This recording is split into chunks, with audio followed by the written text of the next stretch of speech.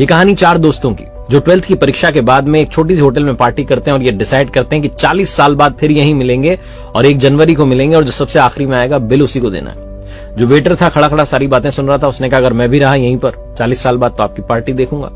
40 साल बाद पहला दोस्त पहुंचता है उस होटल में जो कि 5 स्टार होटल बन चुकी थी। वो वेटर मालिक बन चुका था।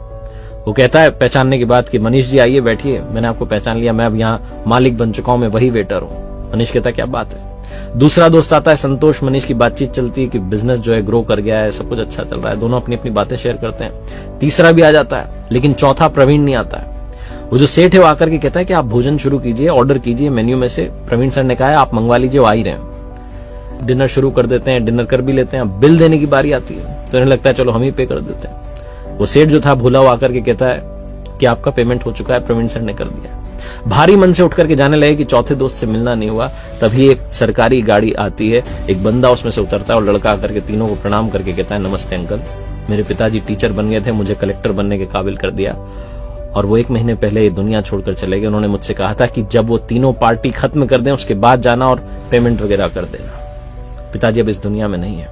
ये तीनों रियलाइज करते हैं कि 40 साल बाद क्यों मिले, 40 दिन बाद ही मिल लेते हैं।